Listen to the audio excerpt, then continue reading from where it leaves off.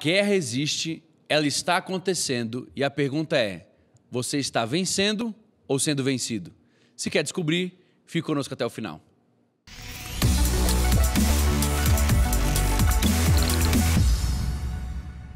Seja bem-vindo a mais um grande episódio do nosso ABC Cast. É isso mesmo, eu assisti o episódio e me lembrei que eu tinha que chamar de ABC Cast e não mais ABC Teológico.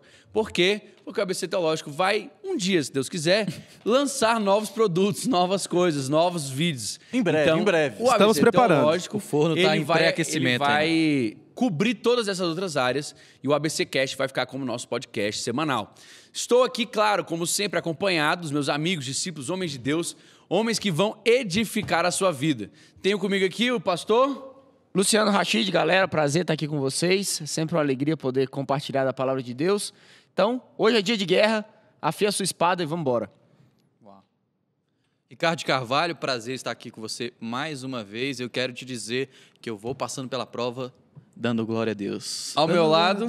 Fala, galera, aqui é Renner, o discípulo amado, e quero dizer o seguinte: se você acha que batalha espiritual não existe, você está errado. Você já está perdendo. Você tá perdendo. E por último, mas não menos importante, nós temos aqui... Fala, galera, meu nome é Rafael e a gente vai vivendo assim, de luta em luta, de glória em glória, de vitória em vitória. Amém. Eu tenho uma raiva desse negócio de... Como é que você tá? Tô passando pela... Tô na guerra. Eu falei, irmão, sai da guerra um tempinho. A guerra existe o tempo todo. A guerra existe. Mas é necessário que a gente possa entender o que significa guerra espiritual. E para começar esse tema, eu quero fazer algumas indicações de livros. Merchan, momento merchan. Porque você sabe que agora nós temos aqui o nosso link da Amazon. Você vai comprar qualquer coisa que seja na Amazon, desde a sua pasta de dente, ao seu chinelo, aos livros que você vai usar para estudar, para crescer na palavra, pelo link do ABC Teológico. Por quê? Porque você não está pagando nada para estar assistindo. Custa nada para você. E não vai te custar R$1 e vai nos ajudar demais. Então, eu tenho 2 livros aqui. Na verdade, eu tenho 3, 4. 5 no total, porque 2 são o mesmo livro, na 4 verdade. no total, né? 4 no total. Em inglês e outro em língua portuguesa. Que me ajudaram demais. Esses 2 aqui me formaram a teologia de oração que eu tenho hoje. O que eu sei de oração, eu devo demais a esses 2 livros. Claro, a vivência da minha família, da minha mãe, da minha avó, de ver a minha família orando, com certeza isso ajudou demais. Mas para estudar a oração, esse livro aqui eu já li ele nem sei quantas vezes. Eu comecei a ler ele nos Estados Unidos, na faculdade, e depois voltei e já li e reli várias vezes, que é a Oração Intercessória. Infelizmente, o português não está comigo, mas o inglês está aqui. Dutch Sheets. Oração Intercessória do autor Dutch Sheets. Eu recomendo demais para que você adquira. É um livro muito completo e vai te ensinar do básico ao avançado sobre o que é oração. E esse também aqui, que é Crescendo em Oração, do Mike Bickle, que é o cara que é o fundador do IHOP. Esse aqui também é um dos maiores nomes em oração do mundo, Dutch Sheets. Esse aqui é o fundador da casa de oração que você conhece, o IHOP, que tem o F-Hop aqui no Brasil. Kansas City, né? Em Kansas. E eu queria indicar você demais. Esse aqui também não é aquele livro que você vai ler 2, 3 dias, não. Isso aqui é um livro para você ter durante uma vida, você lê, relê, pega uma página, consultar, lê um capítulo, 2 capítulos, lê de novo, porque realmente o conteúdo é denso e é muito importante para você. E esses outros 2 aqui, que eu tenho aqui, são livros para que você possa se apaixonar pelo momento da devocional e pela oração. Então, esse aqui é o meu maior prazer, pelo mesmo autor, que é o Dutch Sheets, está aqui, os 2. É um livro que você vai ler um capítulozinho por dia, é uma página e meia, coisa rápida. Lê como uma devocionalzinha mesmo, né? Ele é bom de ler, tem uma gostoso oração no final, ele vai dar os versos que vão pautar, que vão dar subsídio àquela oração. Então, você vai crescer, chama Meu Maior Prazer. O link vai estar aqui embaixo na descrição desse vídeo, que em nome de Jesus, o editor e a nossa diretoria aqui vão colocar. E o outro é Segredos do Lugar Secreto, do Bob Sorge. Eu lembro também de quando eu descobri esse livro, como isso mudou a minha vida, mudou a maneira como a qual eu vejo o meu momento devocional. Então, eu te indico demais para que você possa estar lendo isso aqui. E é óbvio que depois, se vocês quiserem, a gente pode até fazer um post sobre indicações de livros de oração. Tem livros que são não apenas conhecimento, mas que são transformações realmente que vão acontecer na sua história, na sua vida, na maneira que você vê. Eu quero ler para vocês, já começar lendo aqui, do Crescendo em Oração, o que significa guerra espiritual. E guerra espiritual significa a manifestação da intercessão. Ou seja, quando eu oro, isso é uma coisa que você precisa entender, você vai ativar céu e inferno. Você ativa anjos e demônios. Você ativa a você mesmo, você ativa os anjos e você ativa os demônios. Nós estamos aqui partindo para um momento onde nós precisamos lembrar, aqui cada episódio vai ser construído em cima do outro. Então você vai ter que ter um background, você vai ter que entender o que a gente está dizendo. Quando nós falamos de nascer de novo, nós dissemos para você que você foi retirado de um reino e colocado em outro.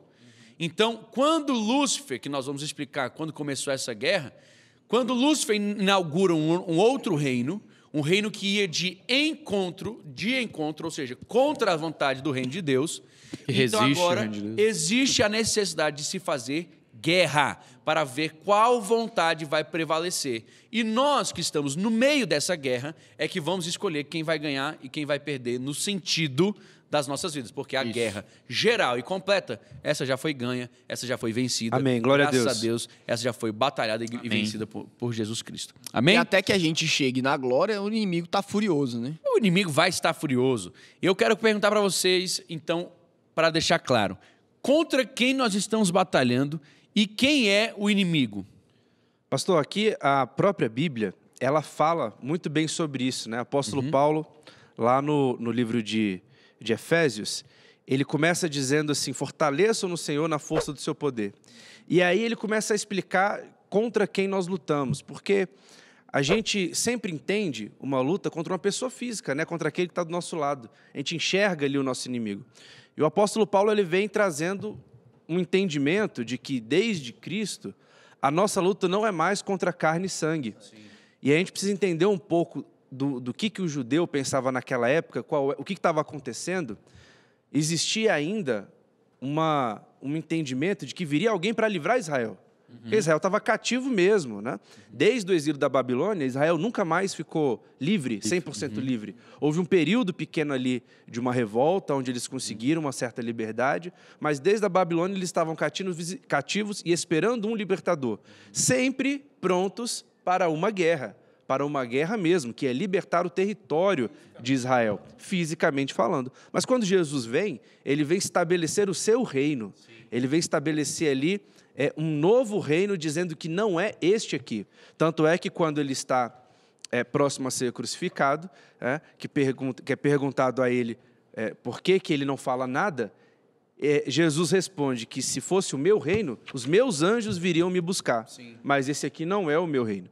Então, ele deixa isso muito claro. E o apóstolo Paulo diz, né, porque a nossa luta não é contra pessoas, a NVI, mas contra os poderes e autoridades, contra os dominadores deste mundo de trevas, contra as forças espirituais do mal nas regiões celestiais. Então, essa pergunta é essa. Né? Não é contra homens, não é contra pessoas, é contra os espíritos malignos. E eu achei interessante que eu fui reler esse livro aqui para a gente estudar, né? E ele diz assim: espíritos demoníacos desincorporados. Ou seja, essas potestades, principados, príncipe das trevas, hostes espirituais, estão desincorporados. E ele até explica aqui que a nossa maior guerra, geralmente, não deve ser diretamente contra esses espíritos. O que a gente vê acontecendo no Novo Testamento é a expulsão de demônios. É falando contra espíritos que estão incorporados, espíritos que estão em forma, estão possuindo um corpo. E aqui a Bíblia deixa claro que a guerra espiritual completa, geral, é justamente essa, é a guerra dos reinos. É a guerra onde está sendo criado, onde foi criado mediante a divisão do reino de Deus pela vida de Lúcifer, através dessa insurreição. Insurreição, tá certo? Insurreição. É tão bonito que faz tempo que eu não uso. Essa insurreição de Lúcifer, quando ele inaugura um novo reino, que vai de encontro ao propósito do Senhor, que aí agora é o reino contra o qual nós estamos lutando. E eu acho interessante, pastor, a gente pontuar, porque quando a gente começa a falar assim de batalha espiritual, de demônios, sim, infelizmente, assim, na mente das pessoas já surge um medo, né? Sim. As pessoas, elas têm um medo, assim, de demônio, de meu Deus, ele vai me pegar, ele vai me destruir. Tudo que é desconhecido, ele gera um temor. Né? E a gente, ainda mais quando a gente fala que existe uma guerra, uma batalha, às vezes surge na mente da pessoa assim, quem vai ganhar? Não é isso? É. Porque quando você fala assim, Vamos supor, o Brasil vai entrar em guerra com tal país. Primeira coisa que a gente pensa, cara, será que a gente vai ganhar essa guerra, né? Quando 2 times entram em campo, qual time vai ganhar, né? A gente tem que entender que apesar de existir uma guerra em curso, Gala, Se fosse o Palmeiras, empatar. apesar, se fosse o Mengão, né? Principalmente Não em tem nem 2019. Domenech. Tem Vamos, nem gente, time, vamos tem nem focar mais aqui time. na guerra espiritual. Quando a gente fala da guerra espiritual, não é esse o enfoque que a gente tem que ter. Porque Jesus, a palavra de Deus nos diz que em Cristo Jesus nós já somos mais do que vencedores. Nós não somos vencedores. Nós somos mais do que vencedores. Contudo, enquanto ainda aqui na Terra estamos habitando esse corpo corruptível, nós estamos sujeitos às astutas ciladas de Satanás, tentando atrapalhar, mas que o destino dele já está selado, que ele vai para o lago de fogo, ele vai. E não vai ele ser já difícil perdeu. para Deus fazer isso. Isso, Não Isso é algo que a gente guerra, precisa entender, né? Não existe uma luta assim, quem é que vai vencer. Na verdade, já houve uma vitória. Já houve uma vitória. O diabo já sabe, inclusive, qual é o resultado, qual é o fim dele. Justamente por isso ele tenta atingir sempre a criação. Que nós falamos sobre isso também já num outro episódio. E muitas sobre vezes na essa nossa mente, tentativa, sobre essa tentativa de humilhação máxima do homem. É interessante. A gente vai falar um pouco depois sobre como é que funciona essa luta, né? Como é que essa luta ocorre, né? se desenvolve, mas a gente vai ver também, como o pastor Daniel falou, que essa luta nossa não é direta, né? A gente não luta sozinho. Na verdade, existe uma forma de batalha que Deus já estabeleceu e que a gente precisa utilizá-la. E aqui eu quero deixar claro, só para a gente entender e não ficar com dúvidas, né? Você que está nos ouvindo ou nos assistindo. Quando a gente fala sobre espíritos desincorporados, você vai ver que quando Daniel ele vai fazer o pedido, ele vai fazer a intercessão dele, não é algo diretamente para ele, é algo que vai afetar toda uma nação, é todo um compromisso com o todo. Então, existem momentos onde a gente vai, sim, de encontro a tudo que está acontecendo fora da vontade de Deus. Mas esse não é o princípio nativo, número 1 da guerra espiritual. Porque a guerra espiritual ela é travada, e nós vamos desenvolver bastante sobre isso aqui, de formas naturais também. Então, você precisa entender, existem exceções? Existem. Existem orações em comunhão que nós vamos lutar contra principados e potestades em benefício da nação, em benefício da vida? Sim, existem. Existem espíritos malignos? Existem. Mas, muitas vezes, o que o crente não faz é nem o básico, é a guerra espiritual do dia a dia. É a guerra para você vencer a você mesmo, cotidianas. a sua carne, Sobre vencer o essa- inimigo e a tentação. Sobre essa questão de espíritos desincorporados, eu lembrei também de um texto ontem, que está lá em Ezequiel, capítulo 28, que ele fala de uma sentença do Senhor contra o governante de Tiro, que era um homem, e contra o rei de Tiro, que era um ser angelical. O homem de Tiro, o governante de Tiro, um homem, ele se diz ser tão grande quanto Deus, e na verdade esse ser angelical também, o rei de Tiro, ele se coloca na posição de Deus, que é quem? O próprio Satanás. Sim. E dentro desse texto a gente consegue ver a maneira como Satanás se relacionava com o homem, com o governador de Ciro, e a maneira como ele faz até hoje, né? Influenciando nas leis terrenas, influenciando. Ou seja, a nossa luta é contra esses espíritos desincorporados. E nunca contra as pessoas. Nunca contra Ah, as é importante você pessoas. falar Isso é Entende? importante demais. É a luta contra essa influência maligna que estava sobre aquele rei. E aí de a Tiro. gente vê, pastor Ricardinho, que a gente precisa entendendo que a luta não é contra pessoas, a gente deixa de querer se vingar, por exemplo, daquele sentimento de vingança ou de um sentimento ruim contra uma outra pessoa. Então eu vejo alguém praticando mal, um ímpio, né? Praticando mal, ou tendo essa determinada atitude, ou realizando coisas que a Bíblia condena frontalmente, e ali acende de vez em quando uma ira ali no crente, mas não deve ser o oposto, deve A ser compaixão, misericórdia, deve ser misericórdia, deve ser aquela pessoa, ela está no Justamente. engano. Ela está sob a influência. É Ela está sob a compaixão, influência é de um orar reino por aquela maligno. pessoa. Eu ainda acho que a gente precisa deixar ainda mais claro. Olha só, nós já colocamos 3 coisas aqui. Primeiro, a luta contra seres sobre potestades, principados, que estão desincorporados, que são coisas que, irmão, se a gente fosse entrar nisso aqui, são horas e horas para a gente conseguir entender para depois se explicar. Que significa o quê? Existem coisas que governam este século, sim ou não? Sim. Esse século está debaixo de um outro domínio que foi perdido, como a gente já viu, já explicou, lá por Adão, no começo de todas as coisas. Então, porque ele perdeu esse domínio, o mundo jaz no maligno e está sob o domínio de outras coisas que de outras hostes, de outros principados, que estão hoje em batalha contra os anjos, nas regiões celestiais, contra as ordens celestiais do Senhor. Para Dá pra afrontar entender? tudo que Deus criou. Né? Justamente. Resistir. Existe a guerra espiritual contra espíritos incorporados, que aí é a expulsão de demônios. É onde o crente ele vai efetivamente usar da sua autoridade, nós vamos falar isso no final, para lutar contra espíritos que estão possuindo outras pessoas. E terceiro, que está em Romanos capítulo 8, 9. Vós, contudo, não estáis debaixo do domínio da carne, mas do Espírito, se é que de fato o Espírito de Deus habita em vós. Todavia, se alguém não tem o Espírito de Cristo, não pertence a Cristo. O que nós estamos falando é que existe uma guerra também, que você batalha no seu próprio corpo, para que você possa se sujeitar à vontade de Deus. São níveis de batalha. Para que você possa viver aquilo que Deus separou para você. Então, nós estamos falando de 3 coisas diferentes. Batalha coletiva e geral, falando do todo. Nós estamos falando sobre aqui uma ação efetiva contra uma pessoa tentativa específica, né? Justamente, quando a pessoa específica que Satanás está possuindo. E terceiro, nós estamos falando sobre uma guerra que você trava. Interna. Interna. Isso tudo aqui ninguém diz que é contra ninguém. É. É contra isso. essas 3 coisas. Ficou claro? E quem estava pontuando, para ficar assim, mais claro ainda, é que é exatamente isso. Por a minha luta não ser contra ninguém, eu tenho que entender que o outro ele é a imagem e semelhança de Sim. Cristo, né? É a imagem e semelhança de Deus. Então, assim, eu não odeio o que as outras pessoas são. Eu não odeio as outras pessoas. Eu vou lutar contra as influências que têm ido sobre a vida delas. Sim. Mas por isso que eu tenho que entender que aquela pessoa ela é uma criatura feita pelo Senhor e eu tenho que buscar maneiras de resgatá-la do reino das trevas para o reino do Filho do seu amor. É a imagem de Jesus, né, pastor Rashid? De que Jesus, quando ele se achegava a um pecador vinha até ele nunca foi agressivo. Ele nunca agiu com agressividade com o ímpio, com aquele pecador. Muito pelo contrário. Ela pode vir, que eu vou te dar descanso. Pode vir, troca comigo. Eu também não te condeno.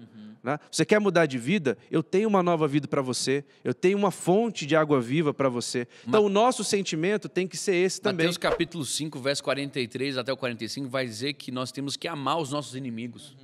Mas aqui não está falando do inimigo da nossa alma, não está falando do inimigo final, o último inimigo. Do indivíduo, né? né? Está falando do inimigo, do homem que talvez tenha causado algo de ruim, feito algo ruim. E se ele fez isso, ele fez porque ele está cego, porque ele está entregue aos seus próprios prazeres, porque ele está seguindo o príncipe deste século. E eu queria conforme as citar coisas desse mundo, mais um verso hoje. 1 Pedro capítulo 5, verso 8 e 9 diz assim: estejam alertas e vigiem. O diabo, o inimigo de vocês, anda ao redor como leão, rugindo e procurando a quem possa devorar. Resistam-lhe, permanecendo firmes na fé, sabendo que os irmãos que vocês têm em todo o mundo estão passando pelos mesmos sofrimentos. Ou seja, quem é o inimigo? O diabo. O diabo ele vem tentando possuir outras pessoas para fazer o seu trabalho de inimigo. Mas não são as pessoas o nosso alvo. São os espíritos que estão possuindo essas pessoas. E Beleza? é interessante que essas coisas acontecem ao mesmo tempo, porque o senhor falou dos 3 níveis, né? Sim. E o terceiro nível que o senhor falou é um nível interno nosso, Sim. né? Às vezes, esse primeiro nível, quando o diabo está usando determinada pessoa e aquilo acaba te influenciando, você tem que batalhar nesse nível, mas você também tem que batalhar nesse nível interno para você não cair na armadilha. Exatamente. E você não cair em pecado, O que muito se ira, em fala, diversas assim, para a outras gente coisas. nomear esse nível, é o campo de batalha da nossa mente, né? Onde existe uma grande guerra de argumentos, onde Satanás está tentando lançar sofismas e a gente tem que lançar a verdade que a palavra tem sobre as nossas vidas. Isso não é fácil. nós vamos E Isso não aí é são fácil. as armas espirituais que a gente usa. Que é o Isso não é Isso, que a fácil. gente A gente vai precisa trabalhar da ainda. atuação do Espírito Santo, porque Com o certeza. homem na carne dele, ele quer levar pro pessoal. Bom, não tem o como homem negar. Na carne, ele quer levar pro pessoal. Não tem como negar que a batalha espiritual existe, não tem como negar que ela não é bíblica, não tem como negar que ela está aqui todos os dias para você. Então, se alguém, querido, fala para você que batalha espiritual não existe, essa pessoa tem que ler a Bíblia. Vai Ela ler, quer ler te usar, Daniel quer te 10, usar. 3. Ela não está lendo a Bíblia, porque ela existe. Ela existe, ela é real, ela é bíblica e a Bíblia nos mostra tanto o que é, contra quem é, as armas que nós vamos utilizar e como nós devemos proceder. É isso mesmo. Então, olha só. Ficou claro para vocês? Estamos em batalha. E contra quem estamos batalhando? Não é contra carne, não é contra sangue. É contra principados e potestades. Os celestiais do mal, né? Mas assim, querido, Por que eu quero deixar isso bem claro?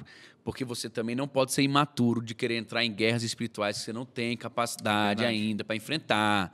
Aí tu toma chumbo grosso do outro lado, aí, ai meu Deus, o que está acontecendo comigo? Eu entrei aqui. Cara, guerra espiritual não é uma brincadeirinha. Guerra espiritual não é um negócio assim, eu vou aqui agora, eu vou levantar agora contra o espírito da prostituição. Aí daqui a pouco tu tá lá assistindo pornografia e o diabo, ó. Aqueles filhos dos Meu sacerdotes amigo, não faça tomaram isso, a coça, não né? faça isso. Tomaram a coça. Eu quero te dizer isso, em nome de Jesus, não se arvore para aquilo que Deus não te chamou.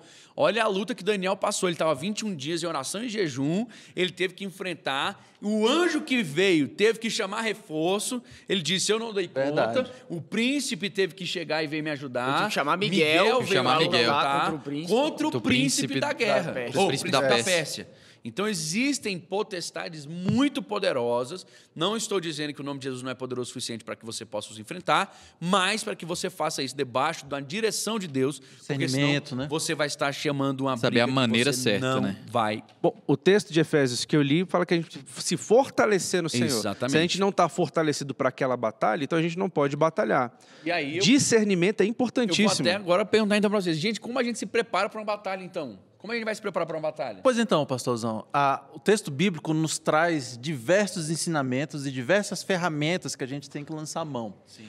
E, com certeza, quando a gente fala de preparação para a batalha, o primeiro capítulo que vem na mente de todas as pessoas é Efésios 6, que é o capítulo que o Rafael acabou de citar aqui, quando o apóstolo Paulo vem falando da armadura de Deus. Mas eu acho interessante, antes da gente falar da armadura de Deus em si, a gente entender o contexto da epístola de Efésios.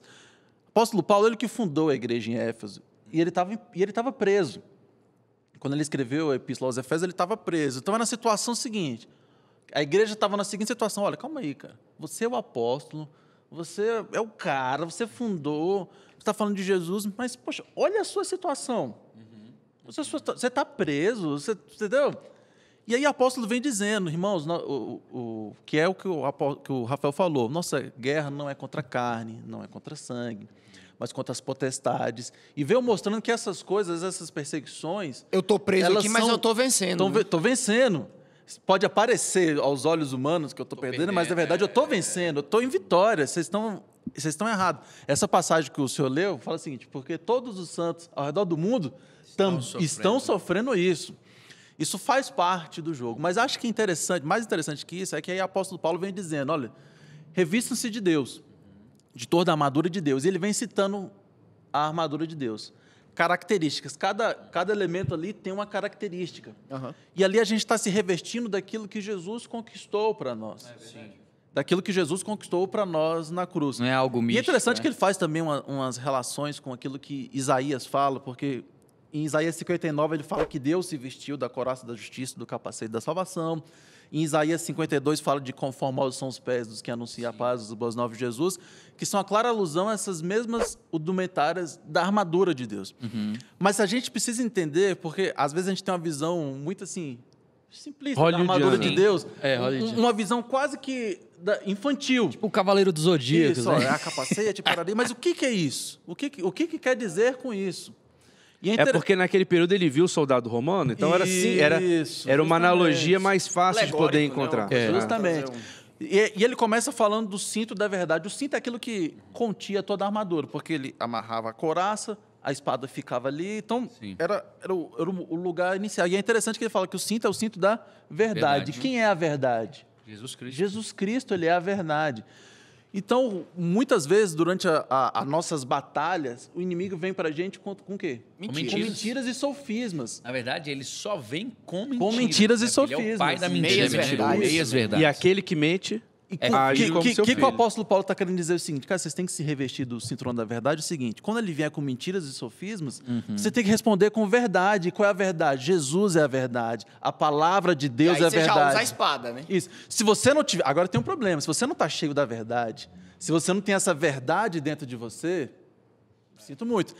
O segundo elemento, ele vem falando da couraça e da justiça, que está falando da justificação pela fé que Jesus fez em nós. Não é por nosso merecimento, mas Jesus nos justificou. E, irmãos, isso aí é nítido, a gente percebe isso na prática. Uma das principais atitudes de Satanás, quando ele vem em batalha espiritual, é querer te desmerecer. Sim. Você fez isso, você fez aquilo. A gente até estava conversando ontem, quando eu falo de expulsão de demônios, Um dos maiores medos das pessoas é falar assim, rapaz, não vou expulsar o demônio, não. Vai que ele começa a falar as coisas que eu fiz ontem. né? Não era isso?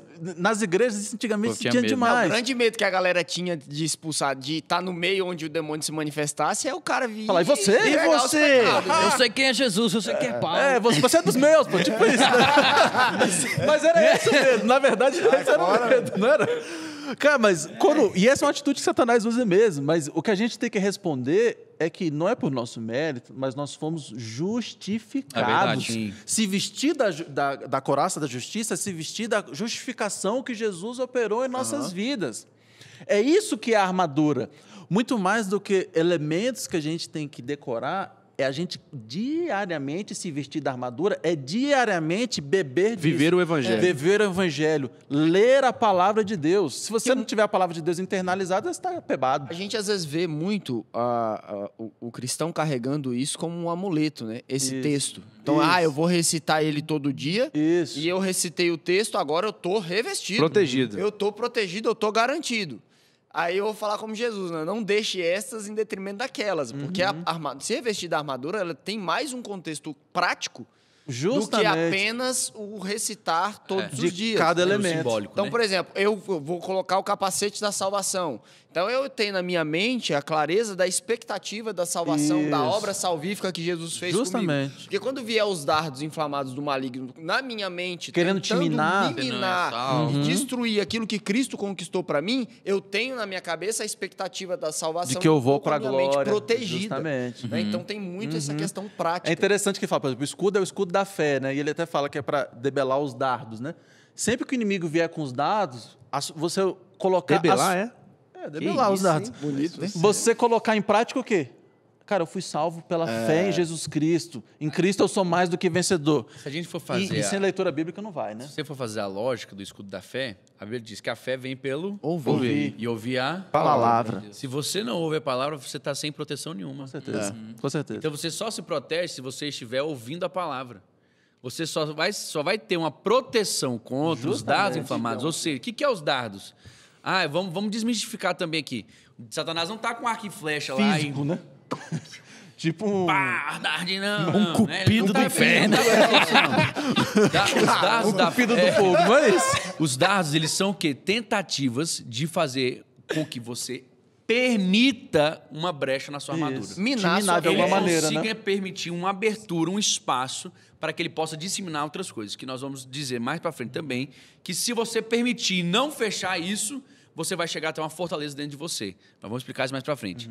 Não, e eu acho interessante o que o senhor falou, pastor, porque muitas vezes, quando a gente fala de ferramentas de batalha espiritual, a gente inicialmente lembra de jejum e oração, porque Jesus diz que determinados demônios só saem com... determinados casos só saem com jejum e oração. Sim. Então, o jejum e oração é uma ferramenta. Eu não tenho dúvidas disso. Muitas vezes a gente se lembra de Abraão e diz... Isso a gente diz muito na igreja. Abraão se fortalecia dando glória. a Deus. Sim. Então, dar glória, atitude de adoração, são ferramentas de batalha espiritual. Sim. Mas a gente está vendo aqui pela armadura que a leitura bíblica também é uma das grandes ferramentas de batalha espiritual. É o job, Até né, agora, galera? É o até job. agora a gente falou só de Bíblia, né? Só de Bíblia. Porque a verdade é a ele. minha palavra. E ele é a palavra. É a ele fé, é o verbo. é a tudo. fé vem pelo ouvir a palavra de Deus. Isso. A prontidão dos calçados pro evangelho da paz. O evangelho. Exatamente. Então, São as é a disciplinas palavra. Que é o que o espirituais, pastor né? falou. Satanás é está isso mesmo. tentando com dardos te minar de alguma maneira. Se você não tiver cheio da palavra de Deus, esse dardo vai achar lugar em você. Existem armas, por exemplo, a Bíblia vai dizer em Mateus que Deus nos deu algumas chaves, certo? E essas chaves, elas são poderosos segredos, poderosas revelações, Mateus 16, 19. Ele vai dizer também que a porta do inferno não vai resistir à igreja. Então, você vai ter que descobrir o poder da intercessão conjunta. Pastor, quais são as armas? A gente vai citar todas essas. Eu falo de cima para baixo, eu falo na minha ordem mesmo, né? Eu sei que começa pelo cinturão, mas eu falo na minha ordem. Então eu falo: capacidade de salvação, couraça da justiça, cinturão da verdade, calçamento da preparação do evangelho da paz, o escudo da fé para pagar todos os dados falsos malignos Espada do e Espírito. a espada do Espírito, que é a sua palavra. Aí você fala: beleza, agora é só isso. Não. Cara, a adoração, Você vai ter que entender o princípio da adoração. Poder Israel, da adoração. toda vez que ele ia sair para a guerra, ele adorava. Ele adorava para saber se Deus tinha ou não tinha para ele ir para essa Consultava ao guerra. Senhor. Vou ou não vou? Vou. Então, peraí, vamos orar aqui, vamos adorar, construía lá, subia a tenda, entravam, o povo orava, Deus respondia, ia para a guerra. Voltava da guerra. Harpa, né? Voltava E da saiu os guerra. demônios de Não, e Saul. quando Se- não orava e não pedia orientação de Deus, Paulo. tomava. A única que Josué fez isso, ele se deu mal. Rodou. E o povo entrava e saía da tenda. Isso é uma mensagem sozinha para ela mesma. Se eles entrassem, antes de ir, aí eles perguntavam se podia ir ou não. Se eles vencessem, eles armavam a tenda de novo para poder adorar o Senhor. Se a guerra durasse muito tempo, eles armavam a tenda de novo para adorar e se refrigerar, ou seja, se refortalecer no Senhor. Então a adoração é uma arma de guerra. Se eles perdessem a guerra, eles armavam a tenda para poder chorar diante do Senhor, adorando ao Senhor, porque o Senhor continuava soberano, e perguntando o que tinha acontecido. Então, irmão, a adoração é uma arma de guerra. Por quê? Porque a guerra começa com você concordando com o que Jesus faz, concordando com o que Jesus fala. Você não é o Highlander da guerra espiritual. Você não é o super-homem ou a mulher maravilha da guerra espiritual. Você é um homem e que entendeu o seu posicionamento, entendeu a sua posição, e você vai permitir que Deus use a sua boca para fazer o que ele tem que fazer aqui na terra. Então, uma das armas espirituais é a adoração, é a concordância com aquilo que Deus está dizendo, com aquilo que Deus está fazendo, com aquilo que Deus está buscando, para que você possa ter vitórias aqui na O terra. texto de Efésios continua, né, pastor? Com toda oração e súplica. Então, oração e súplica faz parte das armas espirituais. O Tiago nos dá uma estratégia valiosa, né? Tiago 4:7. O início da batalha espiritual é o quê? Sujeitar-se a Deus. A Deus. Então, Você só sujeitai-vos, pode ir- pois, a Deus, resistir ao diabo e ele fugirá de vós.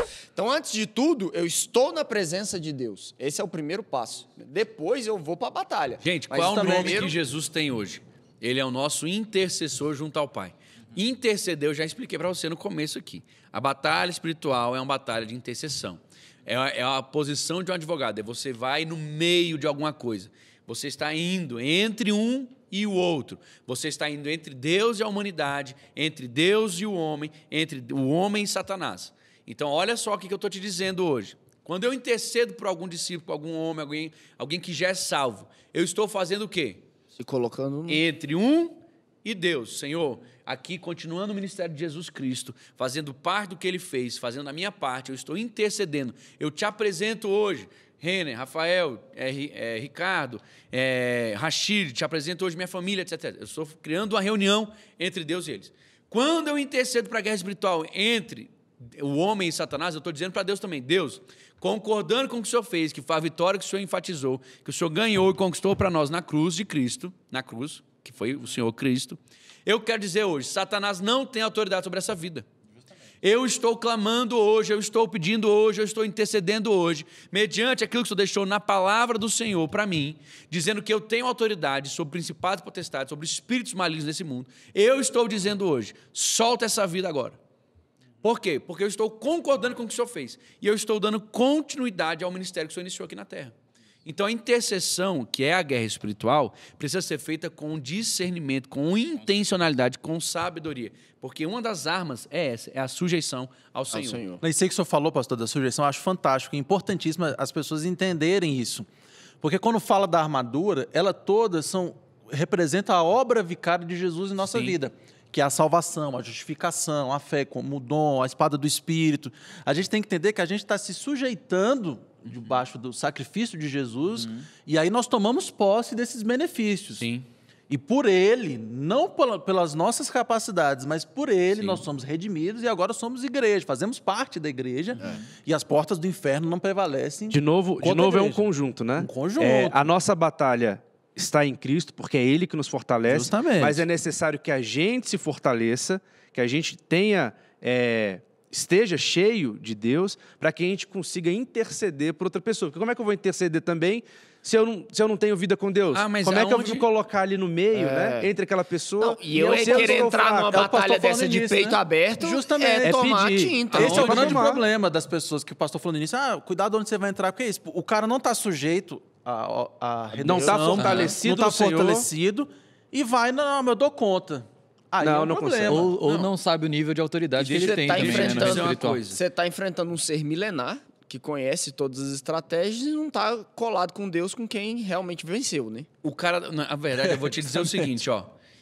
E só para eu continuar e refazer não. Fortalecer o que eu estava dizendo anteriormente, que a gente está fazendo a continuação do ministério de Cristo, João 20, verso 2, diz que nós fomos enviados como Cristo foi enviado pelo Pai. Então, da mesma forma que o Pai enviou a Cristo, Cristo nos enviou e agora nos acompanhou do Espírito Santo. E aí eu quero dizer para você, se você entra numa batalha dessa, eu quero te dizer uma coisa. Você pode não estar levando a batalha a sério. Você pode estar não levando a batalha a sério, mas o seu inimigo está. Então, você pode ficar à vontade. A batalha, ela existe, como a gente já provou para você. Ela está acontecendo. Se você não quiser levar a sério, eu tenho um recado para te dar. O seu inimigo está levando ela muito a sério. E eu vou aqui dizer mais um verso. João 10:10. Ele não veio aqui para ganhar uma batalhazinha, não. Ele veio para matar, roubar e destruir. Ele não vai sossegar enquanto ele não matar, enquanto ele não roubar, enquanto ele não destruir. Pastor, antes da gente passar para o próximo ponto, quando a gente estava falando de fortalecimento, é importante a gente falar um pouco sobre esse fortalecimento pessoal, e eu queria colocar um ponto sobre a oração em línguas. Sim. Né? Da edificação pessoal. Sim. Aqui, nesse ambiente que a gente está de internet, a gente ouve muito que a batalha espiritual não existe, a gente já desmistificou isso, a gente mostrou biblicamente que ela existe, é real e que ela acontece. E você escuta muito também, muito problema, pessoas que criam problema com oração em língua, como se oração em língua fosse algo que não existisse. O contexto, que a Bíblia é muito clara sobre isso. E um dos argumentos que é falado, né, contra a oração em línguas é o texto de Atos, lá de Pentecoste, onde se fala que eram línguas mesmo, né? Eram idiomas diferentes. Mas esse não é o único, deixa isso para lá, mas apesar disso tudo, não é o único texto. Na verdade, nem é o texto principal. Né? O texto principal que a gente utiliza sobre oração em línguas, como língua estranha mesmo, como a gente fala hoje nas igrejas, é em 1 Coríntios 14. Paulo fala sobre essa oração em línguas e ele fala assim, eu quero que vocês falem, eu agradeço a Deus porque eu falo em línguas mais do que todos vocês.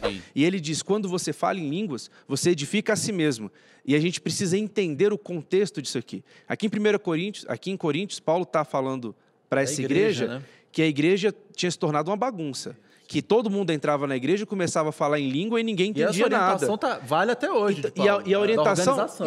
E o que Paulo fala, ele não fala contra línguas. Ele diz assim, pessoal, é o seguinte, a coisa tem que ser organizada. Então, se é para falar em línguas na igreja, tem que ter um objetivo. Se no meio do culto, está aqui no meio do culto, o pastor está pregando, de repente alguém levanta, sobe na cadeira e começa a falar em língua. Ora, para que isso aconteça, necessariamente alguém vai ter que interpretar. Porque você separou a mensagem, você está atrapalhando a mensagem para quê? Porque aquelas línguas são para quem? Para a igreja. A língua com a interpretação tem peso de profecia. Sim.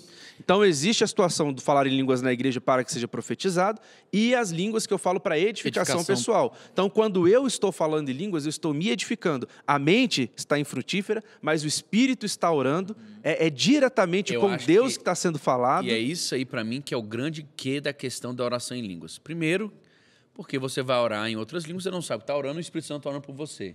Então, aqui você está sendo edificado, né? O verso de Romanos que ele diz que ele nos auxiliaria na nossa falta de capacidade na oração, que nós não sabemos nem o que orar, e ele nos auxiliaria nisso, isso aí se cumpre também na oração em línguas. E o mais importante para mim é tornar nossa mente infrutífera. Por que eu digo tornar nossa mente infrutífera, haja visto que Paulo manda a gente entregar um culto racional? Porque nesse momento você vai perceber que tantas vezes são os momentos que você está em oração, ou está em momento de culto, ou está em momento de adoração, e a sua mente começa a vagar por aí. Pensei nos problemas. Cara, quando você foca em orar em línguas, você para a sua mente de processar outros tipos de informação e você se foca naquele momento ali. Então, eu acredito que Paulo também orava muito em línguas para que ele pudesse manter uma maior comunhão com Deus, um maior nível de intimidade, onde ele pudesse falar o que o Espírito Santo estava falando e pensar menos outras coisas e pensar mais naquilo que Deus estava fazendo. Então, a gente precisa ler o texto como um todo. Então, leia o texto. Se você ler o capítulo inteiro, você vai perceber que Paulo está dizendo, a igreja precisa ser organizada, Você precisa orar em línguas. O dom de línguas existe. O dom de línguas existe. E não são outros idiomas, é língua estranha mesmo, que ninguém vale vai até entender o hoje. que é. E vale até hoje. Não Olha existe só. um Isso aí ponto vale- bíblico isso. que não fala sobre isso. É bíblico, Não é existe dom nenhum de ponto bíblico Deus. sobre cessação. Sobre Não, cessação. não Não parou, não existe acabou. isso. Glória a Então, Deus, aleluia. ele fala assim, o que é importante? Os dons são importantes para a igreja. Sim. Então, você tem que procurar também outros dons que edifiquem a igreja. Excelente, Isso, ótimo. tudo bem. Mas as Tanto que línguas... ele fala, diligentemente procure a Os profecia, melhores dons, porque ele fala. vai edificar a igreja. Mas ele não fala contra, na verdade, ele agradece a Deus porque ele fala em língua mais do que todos os outros ali. Então, ore em línguas, ore muito em línguas. Sim. Tá no carro, vai orando. Tá caminhando, orando em línguas, porque ali você está se edificando. Na igreja, quando você, no momento de adoração, quando tem um movimento que o pastor, que é ali quem está conduzindo, diz para você começar a orar, existe uma edificação pessoal, mas tem uma língua que ela é falada como profecia para a igreja. só. E a gente precisa diferenciar as Presta duas atenção, coisas. gente. Nós estabelecemos aqui como armas. Primeiro, nós temos a armadura, que é para proteção, né? É igual o Rafael falou no começo, que a maior parte é de defesa. Então, nós temos a armadura do Senhor, nós temos a oração pelos nossos líderes, a oração por aqueles que estão acima de nós, porque fazem parte da nossa cobertura espiritual. Paulo termina, então, né? na guerra espiritual, se eu tiver cobertura, eu estou protegido, sim ou não? Você prefere estar no descampado ou no lugar protegido? No lugar protegido. Então, você tem que orar para aqueles que estão acima de você, estão na sua liderança, pelos seus pastores, pelos seus líderes, pelos seus pais, que são a cobertura, que vai bater antes nele para bater depois em você. Por isso que você tem que honrar essas pessoas também. Vamos lá, você ora pelos seus líderes, você coloca a armadura, você tem como arma a oração, a adoração, o jejum. Jesus vai dizer em Mateus, no capítulo 17, 21, que existem castas que só vão ser expelidas, só vão sair mediante jejum e oração. Os discípulos voltam tristes porque não conseguiram expulsar um demônio. Jesus vai dizendo, cara, só vai sair mediante jejum e oração. Então, você tem que ter a arma do jejum e oração. Você tem que entender que existem chaves que foram entregues à igreja, chaves que foram entregues às pessoas. Então, cada guerra vai ter uma estratégia, irmão. Presta atenção. Não existe guerra no mundo físico que acontece igual todas as vezes. A gente tem um plano de batalha aqui e ele vai ser igual todas as vezes. Não funciona. Não funciona também espiritualmente falando. Cada vez que você for batalhar, você vai precisar de pedir a Deus. Deus, me revela contra quem estou lutando, contra o que estou lutando, como devo lutar, quais são as armas, quais são as orações. E por último, para não terminar sem falar ela, eu quero dizer, falamos da oração em línguas e eu quero falar para vocês, a proclamação. Porque eu disse para você que a adoração é concordar com o que Jesus é, adorar quem Jesus é e concordar com o que ele faz. Então você precisa proclamar a palavra, pregar versos bíblicos e proclamar o que Deus está dizendo. Eu sou livre. Por exemplo, o cara quer sair do vício. Essa foi a estratégia de Jesus com o diabo quando ele foi tentado. Ele simplesmente exatamente. proclamou textos bíblicos. Nem só de pão viverá o homem, mas Só de que aí a toda questão, palavra se que você sai não da tiver os boca do textos Senhor. bíblicos internalizados, Exatamente. vai sair o quê? Borracha, né? Eu acho que... Quem que é bem-aventurado, né? É aquele que medita na palavra de dia e de noite. E voltando como só diz um Salmo pouquinho 1. antes da gente ir nesse que o Rafael estava falando, pastor, da oração em línguas e da batalha espiritual, porque a gente vê algumas críticas a esses dois pontos hoje em dia. E muito se fala de Paulo, mas eu gosto de falar também daquilo que Jesus falou. Em Marcos 16, Jesus diz, esses sinais hão de acompanhar aqueles que creem. Esses sinais têm que acompanhar os que creem. Sim. E os dois primeiros que ele fala, em meu nome expulsarão demônios e falarão em novas línguas. Esses são os dois primeiros sinais que têm que ser evidenciados na igreja do Senhor. Ou seja, Jesus está falando, isso aqui foi antes da igreja ser fundada, que Jesus ele diz, edificarei a minha igreja. Ele está dizendo, olha, eu vou edificar uma igreja. E estes sinais, depois ele fala, perganão de serpentes, E tem dois primeiros sinais, né? Expulsar demônios. Expulsar demônio e falar em línguas. E é impressionante. Bom, você que está nos ouvindo, que provavelmente você escuta outras pessoas também e fala sobre e vê isso na internet, vê um monte de gente falando contra. Agora, Você vai ver pouco gente falando o que a gente está falando aqui. mas tá aqui, ó. Tá na palavra, Tá aqui, ó. Mas preto no branco. vou dizer que não somos nós que estamos falando. Sim, É a palavra. Tá aqui a É a própria palavra. A Bíblia. Bíblia está dizendo. E agora a gente vai entender aonde essa guerra espiritual acontece. Pois a gente tem algumas referências bíblicas que citam o reino espiritual. Né? Você vai ver o que está acontecendo, a movimentação que está acontecendo no reino espiritual. Você vai parar para pensar onde que essa batalha acontece? Ela acontece aqui, né? No ar, assim. Para a pessoa que está ouvindo, lugar, Rashid, assim. ela Né? Ela não está pegou vendo, a né? visão. Então acontece em todo lugar, né? Isso, Em todo lugar. Por exemplo, você pega ali uma referência de quando Elias pede para Deus abrir o olho do seu servo, do seu moço, havia uma guerra acontecendo, né? Física, havia uma guerra física acontecendo e Elias estava tranquilão. Falando, não, Deus está com a gente, está tudo certo. E o moço não estava entendendo. Falei, Elias, a gente está cercado, a gente vai morrer. Elias pede para que a visão dele se abrisse. Quando a visão abre, ele vê um exército de anjos, né? Então, ele tem a visão do reino espiritual, do que estava acontecendo no mover espiritual ali. E aí, ele também se tranquiliza, sabendo que o Deus estava ao lado dele. É uma guerra espiritual com pergunta. reflexos no nosso mundo. Era isso aí que eu ia fazer Exatamente. agora. Como é que tem a ver? O que me adianta ter ali homens fisicamente plantados diante da minha casa para me matar e tá cheio de anjos ali ao redor? O que vai adiantar? Anjos que esses homens não estão vendo. né? Anjos que esses homens não estão vendo, nem meu moço está vendo, nem o cara que anda comigo está vendo. O que vai me adiantar os anjos agora? Vai adiantar que o que acontece no reino espiritual reflete no reino físico. Isso. Né? É isso que vai adiantar. Então, por exemplo, você pega ali o texto que você já citou de Daniel, havia uma guerra acontecendo, enquanto Daniel intercedia, o anjo resistia ao príncipe da Pérsia, na verdade, o príncipe da Pérsia resistia ao anjo, que chamou Miguel para conseguir vencer através da sua intercessão. E também não foi nenhuma nem duas vezes que aconteceu no Antigo Testamento, onde o povo de Deus estava para sair à guerra e de repente vinha Deus um barulho vence. na copa das árvores e de repente aparecia o povo morto. Cegueira. E de repente o povo ficava cego e de repente vinha um alarido de guerra que virava espada contra espada e Deus ia lá e ganhava a guerra sozinho. Quando os caras chegavam, era só para pegar os despojos. A vitória sobre Jericó, que é mais movimento do reino espiritual sobre o reino físico. Justamente. Os caras dão 7 voltas por dia, depois no último dia dá 7 voltas de novo e grita. E as muralhas caem. Não foi o grito físico ali que fez a muralha cair. Exatamente. Então você vê assim, o movimento realmente do reino espiritual afetando o reino Fisicamente, físico. né? Uma muralha e a gente chega a física, dizer né? que tudo antes de ser concebido no reino físico acontece primeiro no reino espiritual. E ali a gente vê Jesus sendo tentado, ele fala assim: aos seus anjos te dará ordem para que te livrem, te livrem, te guardem. segurem, né? Te sustentem ali, você não vai cair, você não vai morrer. Então, olha o que o diabo estava falando para Jesus, os dois com plena convicção do âmbito espiritual, com plena visão do mundo espiritual. Ei, você não está sozinho aqui. Você não está sozinho aqui. Eu e você sabemos. Eu e tipo você isso. sabemos. Você pode se lançar que esses caras aqui vão te pegar. Você pode ficar tranquilo. Ele, até os anjos, dará a ordem. E aqui também você vai ver que, no texto de Daniel, você percebe que o corpo angelical, ou seja, a ordem dos anjos, ela também é distribuída mediante a necessidade dos santos. Porque Daniel faz uma oração, Deus despacha um anjo. Então ele fala, vai lá, responde a oração desse menino, pega lá. Menino não, que aqui já é bem velho nessa época. Mas responde a oração dele. Então os anjos trabalham para o benefício dos evangélicos. Dos cristãos. Dos cristãos, dos santos. Evangélicos também. Mas assim, os anjos estão aqui para nos servir também. Sim. Interessante isso, né? Então é importante você entender que aonde a guerra acontece, ela acontece no âmbito espiritual, mas que tem reflexos no âmbito carnal, no âmbito natural. Tanto que quando você vai expulsar demônios, tanto que quando você vai fazer uma guerra espiritual, não recomendo que você vá em jejum integral.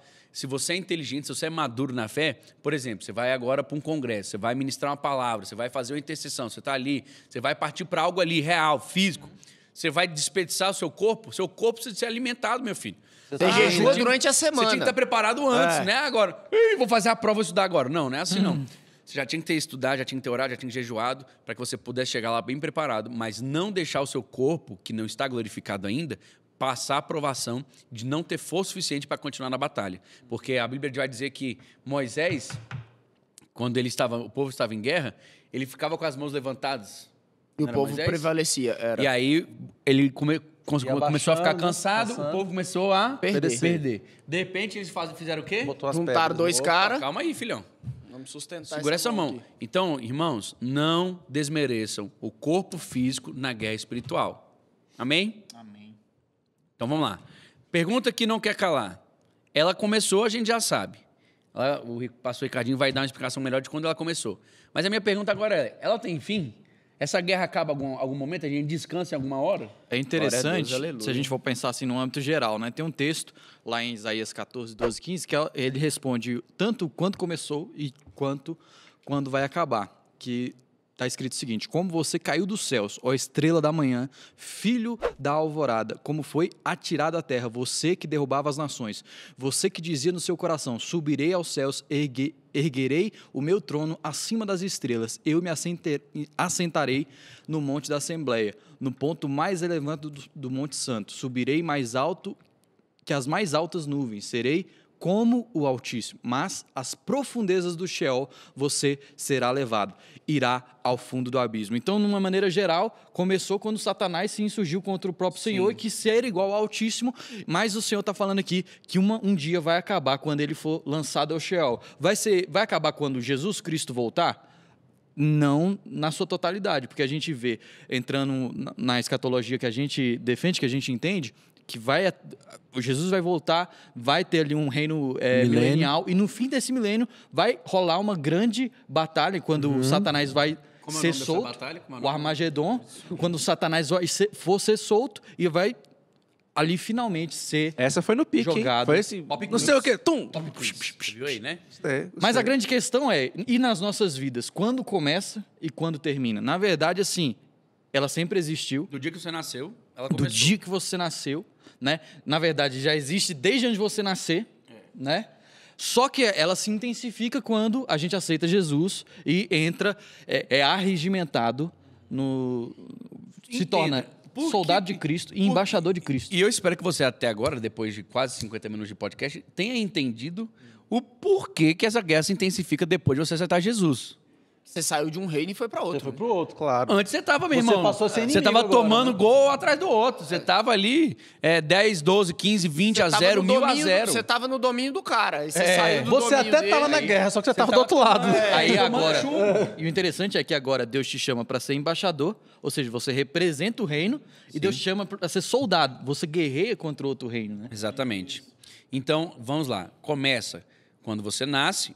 Claro que você entra para uma guerra que já existe no contexto geral, mas a sua guerra começa quando você nasce. Em pecado me concebeu minha mãe, ou seja, já no começo de tudo você já sofre a consequência do pecado de Adão, lá de trás, assistir os outros episódios. E vai terminar quando Jesus Cristo, no reino milenar, depois do reino milenar, no Armagedon, finalizar todas as coisas e concretizar mais uma vez a sua vitória. Por quê? Porque já está vencido. Já tá vencido. É verdade. Já foi feito. Já O que está tinha que ser consumado. feito já foi feito, já está garantido. consumado, já está garantido. Acostumado, eu vi uma analogia bem interessante, um pregador uma vez usou, ele fez uma analogia com a Segunda Guerra Mundial. Porque Jesus na cruz ele disse, o que o senhor acabou de falar, está consumado, está consumado. Então Jesus já venceu, mas ainda existe essa batalha sendo travada. E a analogia que o pregador fez foi o seguinte, na Segunda Guerra Mundial a gente teve o dia D, né? Sim. Quando as forças aliadas invadiram a praia da Normandia, etc. E ali foi o dia decisivo. A virada, né? A virada da guerra. Ali virou a ponto da gente saber, cara, os aliados vão levar isso aqui. Mas a guerra não terminou naquele dia. Ela se desenrolou por mais um tempo, até que no dia V, que é o dia da vitória, ela finalizou. A mesma coisa aconteceu com a gente. Na cruz, Uau. Jesus garantiu tudo. Top garantiu demais essa tudo. analogia mesmo. Mas vai ter o dia V lá na frente, quando Satanás vai ser lançado Aleluia. lá. E Até porque no ABCD do D ao V tem um monte de letrinha aí no meio ainda, né? É, tipo, fez essa piadinha alfabética. Eu até demorei para entender. Eu falei, será que o cara tá anunciando? Não, Não, beleza. foi uma piadinha mesmo alfabética. Alfabética. Nós agora vamos tratar sobre guerra individual e coletiva. E você já sabe, você já entendeu até aqui, nós estamos falando desde o começo do podcast, sobre as guerras que são individuais. Agora, é interessante você saber também que você faz parte de um coletivo que precisa guerrear. E aí até o nosso querido pastor Ricardinho Carvalho tem uma explicação para dar sobre... É interessante que a gente falou, na verdade, o Renner falou sobre a armadura de Deus como uma arma na batalha espiritual, só que se a gente for analisar, né, a armadura romana ali que Paulo usou como analogia, tem um lugar na armadura que fica mais vulnerável, que é qual? As costas. Sim. E isso se dava por quê? Porque na formação de batalha do Império Romano, cada soldado era responsável por Proteger quem tava na frente. retaguarda, as costas de um. E isso nos mostra como é importante a comunhão, né? A igreja, cada um ali... Eu já ouvi dizer que na Suécia, ou na Suíça, Suécia não, Suíça, na verdade, os caras servem no exército, depois eles levam os fuzis para casa.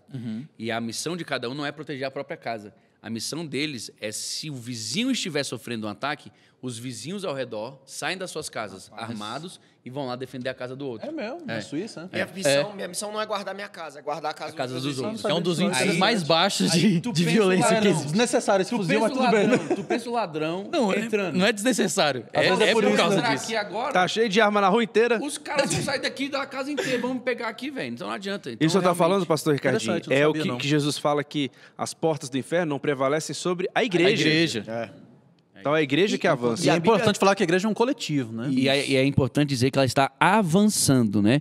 Porque, como a gente diz que na nossa guerra a gente se defende, a igreja na guerra dela, ela ataca. Ela avança. É, E quem há um tava poder resistindo- grande liberado na concordância, né? demais. A Bíblia fala, onde 2 ou 3 estiverem reunidos, ali eu estou. 1 vence milhares, 2 vencem 10 milhares. Então, assim, a proporção da Na comunhão que o Senhor ordena a sua bênção. É só você comunhão e pensar da- na palavra do amém, né? Você faz uma oração. Se você fizer, sobe uma oração. Se a gente fizer entrar em concordância, Todo mundo falar subiu amém, 5 cinco amém, orações é. iguais. Verdade. E aí, tudo O que poder do concordarem na terra será ligado no céu. Então, Exatamente. assim, tem um poder na concordância. É a coletividade, né? orientação de Atos, né? Que a igreja se reunia, os irmãos se reuniam, é o que Hebreus fala que é a importância de congregar, justamente... Bom, para que a igreja... Por que eu vou me juntar com outras pessoas se eu estou num ambiente de perseguição? É porque é importante. Não, né? e, Porque, Rafa, porque é a pensa igreja que comigo. avança. Quando a gente ora junto, você vai orar uma coisa que eu não orei ainda. Quando a gente ora junto, você vai pensar na coisa que eu não pensei ainda. Quando você se beneficia da minha oração e eu me beneficio da sua. Quando a gente ora em comunhão, a gente ora para poder agregar e alcançar coisas que a gente não Potencializar, alcança sozinho. né? Potencializar, justamente. E por último, mas não menos importante, vamos aqui no nosso quiz. Nossas Quiz. perguntas para esclarecer dúvidas. Bate bola, jogo rápido. Bate bola. Nós vamos perguntar aqui para você. O crente pode ou não pode ficar possesso? Pode? Crente? Crente. O crente. O cristão salvo. Crentão. Ele pode ou não boa pode ser palavra. possuído pelo Satanás? É bom a gente diferenciar isso aí, porque muitas vezes a pessoa considera o crente aquele que frequenta Frequenta a uma igreja. determinada igreja. Ou cristão cultural, né? Isso, existe uma grande diferença entre os dois, né? A gente está falando daquele que é salvo. Frequentador regular e o Isso, cristão, e o né? que é Ele se crente de tornou a verdade. habitação do Espírito Santo. Isso. Aí você já respondeu. Agora você Já respondeu respondeu. a pergunta. Agora Já você respondeu. Pode ou não pode? Pode? Não, claro que não. Pode. Como é Já que tá dois habitado. corpos vão ocupar o mesmo espaço, querido? A resposta é óbvia. Luz e trevas. Luz e trevas Luz não e trevas coabitam. não coabitam, não vão estar no mesmo lugar. Você pode... É aí que a porca, né, torce o rabo. Você pode ser oprimido. É, sim. Direto de Minas Gerais. Mas... Você pode ficar oprimido. Opressão é de fora para dentro. Possessão é de dentro para fora. Quem nos possui hoje, quem habita dentro de nós hoje é o Espírito Santo. Então, o cristão, aquele que foi salvo, que nasceu de novo, que tem o Espírito Santo residindo dentro de você. Olha, você que não assiste pelo Vamos com você risada mesmo, vamos que com tá risada. Cheio da você tá alegria. Que perdendo está isso cheio da aqui. alegria. O cristão que está possuído pelo Espírito Santo, ele não pode ser possuído por Satanás. Não pode. Aí a gente vai ver textos que vão explicar isso aqui. Que é o quê? Aquele texto da casa, que quando o diabo... Quando o diabo Perdeu o foco, vai. Quando o inimigo ele vai ser expulso, ele entrou por um caminho, mas ele tem que sair por Por 7. sete. A Bíblia diz que a gente tem que ornamentar, limpar e ornamentar a casa. Ornamentar e encher a casa. É, né? preencher a casa. É. Você limpou, você tirou tudo que não prestava, você tirou tudo que não era ruim, tudo que era ruim, tudo que ali estava fora de acordo, fora da vontade Da do Senhor na vontade sua de Deus. vida. E aí agora você tem que preencher, ornamentar, colocar coisas no lugar. Então você preenche com a presença do Espírito Santo, e ele vai ser ali agora Se o deixar dono. vazio, o diabo Ele volta com volta mais sete. com mais Se sete. você limpar e não preencher, o que acontece? Volta Volta com mais 7 vezes 7. pior. 7 vezes pior. E aí é onde a gente até pontuou que a ceia do Senhor é um perigo. Né? A gente conversando que a pessoa que ela não faz um Não exame discerne, pessoal e ela não pede o perdão e ela se faz parte do corpo e do sangue, o corpo e o sangue vão fazer dela culpados. Por quê? Porque quando eu entro em contato com o corpo e o sangue do Senhor Jesus Cristo, eu estou dizendo que eu quero o que Ele tem para me oferecer. É a limpeza, é a purificação, é a mudança de vida. A regeneração. É a regeneração. Se eu faço parte do corpo e do sangue, da minha forma, nos meus próprios termos, eu estou dizendo para Deus que eu aceito o julgamento dele sobre a minha vida. E aí, meu irmão? Quando o sangue bater, o corpo entrar, o que vai acontecer?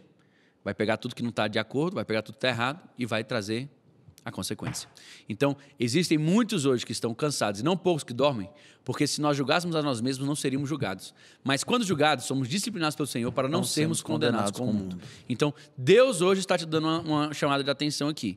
Você precisa limpar e preencher a sua casa, porque Satanás é intencional. Lembre-se, quando o diabo foi chamado na hora de falar de Jó, ele estava perambulando pela terra.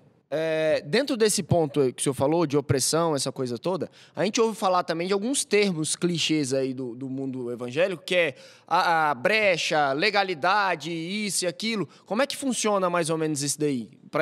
Para ficar bem claro. Legalidade, ela existe. É porque, por não ser um termo que a gente lê muitas vezes expresso, as pessoas querem dizer, isso não existe. Não, existe. Tem uma passagem até que o pastor Daniel leu, que está em 1 Pedro 5,8, que o apóstolo Pedro vem dizendo para nós sermos vigilantes e sóbrios, porque o diabo, o nosso adversário, anda ao derredor, procurando nos tragar. Ele está procurando oportunidades. Ele está dizendo ao derredor, porque ao nosso redor estão os anjos do Senhor. Então, legalidade é uma oportunidade que o diabo encontra para poder agir na sua vida. Você não nasceu de novo? Você não é propriedade do Senhor? Não habita em você o Espírito Santo? Ele preencheu, não preencheu? Preenchido. Como é que o diabo vai entrar de novo se tem dono agora dentro de casa? Ele vem agora de fora tentando achar algum lugar, alguma brecha, Ele vai alguma ter que ter situação. uma permissão. Isso É o que a gente chama de legalidade. E ele usa da legalidade como seu papel de acusador para...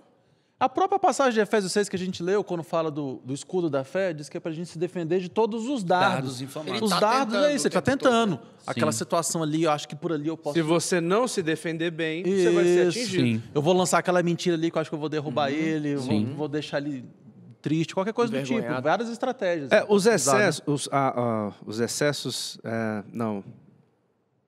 As duas pontas, como é que é? Só um minutinho. Os extremos. Os extremos. É. Os extremos, eles sempre são perigosos. E o nosso Deus é um Deus de equilíbrio, né? Então a gente não pode nem dar moral demais pro diabo, dizer que ele pode muito, mas também a gente não pode dizer que ele não pode Ignorar, nada. né? Ignorar completamente ele. A gente Justamente. tem que entender qual é o lugar dele e o nosso lugar. Sim. Então, ó, eu quero dizer para você, querido, não abra brecha. Por quê? Porque a guerra espiritual é uma guerra de argumentos. Eu ia falar isso também, é forte essa. A guerra espiritual é uma guerra de argumentos. Se você permitir, o diabo vai te usar para que você dê espaço para ele entrar na sua vida. Lembra daquela música das crianças?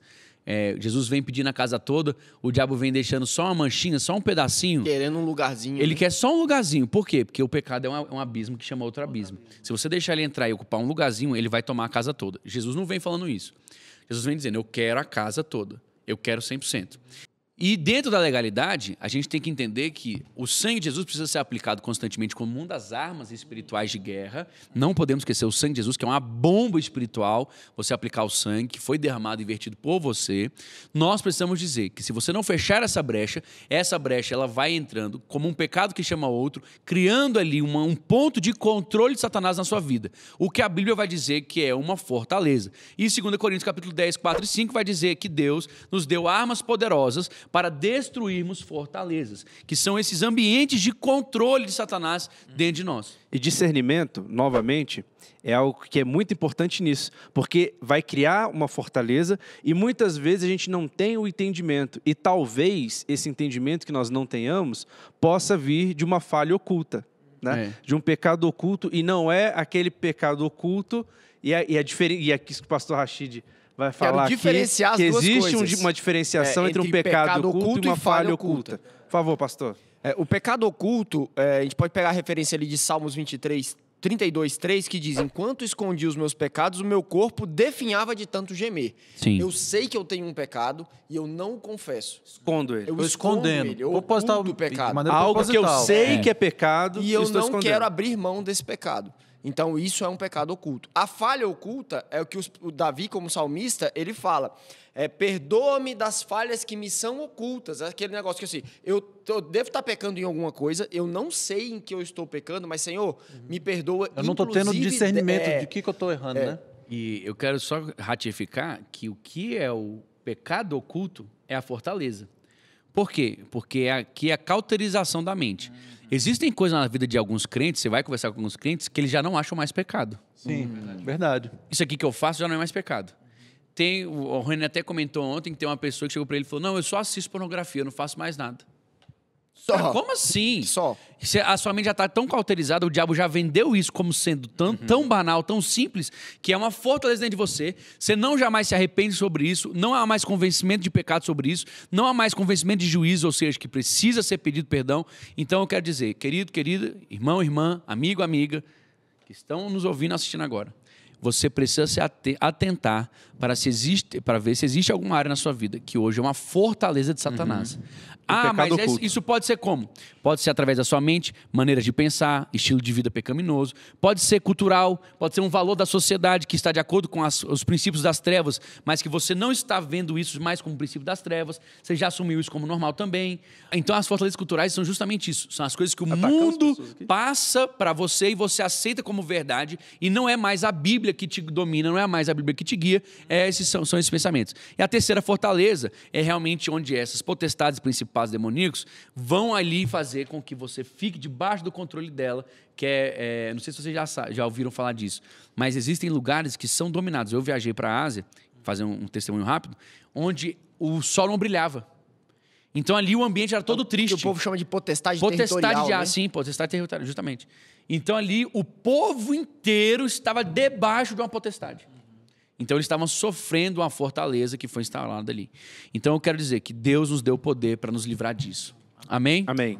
Dito tudo isso, eu quero te agradecer. Oxente! Baixou o sangue. Fiz o dito. Vamos de Recife. De Recife agora. Ei, menino sangue. macho, presta atenção. Agora é sério, gente. Eu quero agradecer demais você ter ficado conosco até aqui. Se você está no YouTube agora, deixa a sua curtida, se inscreve no nosso canal. Não vai embora sem antes fazer um comentário. Você que quer adquirir nossas indicações, comprar esses livros fantásticos que estão edificando nossa vida. Use nosso link da Amazon. Use o nosso link da Amazon. Não custa nada mais para você e abençoa a gente. Justamente. Se você ainda não nos segue nas redes sociais, pode procurar a ABC Teológico. Nós vamos estar esperando você para conversarmos, trocarmos boas ideias e edificar ainda mais a sua vida. Que Deus te abençoe muito e até o nosso próximo episódio. É nóis, tamo junto. Valeu.